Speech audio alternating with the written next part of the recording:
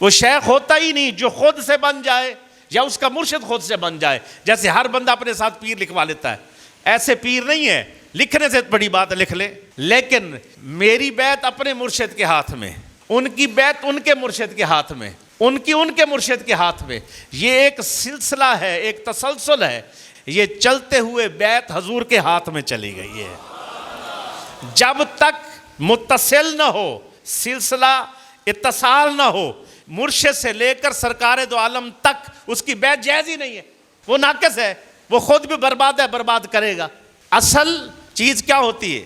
بزرگوں نے فرمایا کسی کی تہجد دیکھ کر متاثر ہو کے بیعت نہیں ہو سکتے آپ. کسی کے علم کے کمال دیکھ کر آپ بیعت نہیں ہو سکتے. پتر سادہ مثال ہے, میں دستار پائیے, داڑھی رکھیے, مچھا صاف کیتی ہے نے, سفید کپڑے پائے نے, تسی کیوں پائے نے؟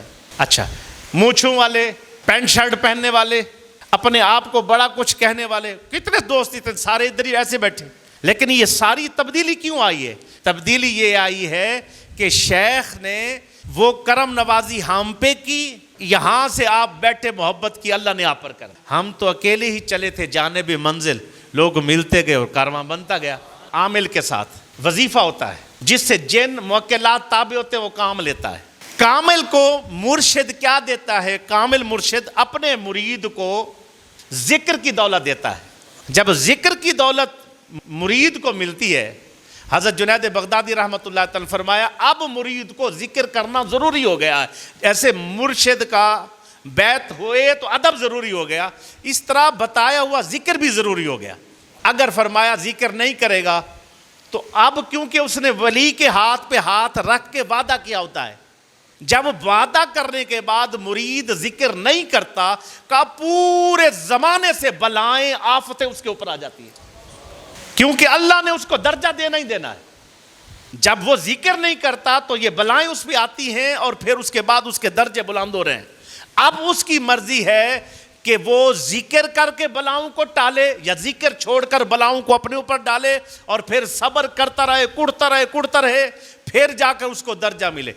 کامل کا مرید کامل ہوتا ہے, چاہے ذکر سے کامل ہو جائے, توجہ لے کے کامل ہو جائے, یا چاہے اپنے اوپر بلائیں وبائیں مصیبتیں ڈلوا کے کامل ہو جائے.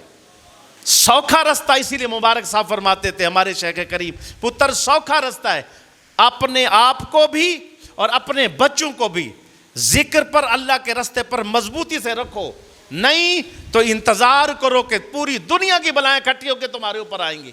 بندے کہتے اسی بیعت ہویاں, بیعت ہونے کے بعد یہ مصیبت ہے, یہ مصیبت ہے, یہ بلا ہے.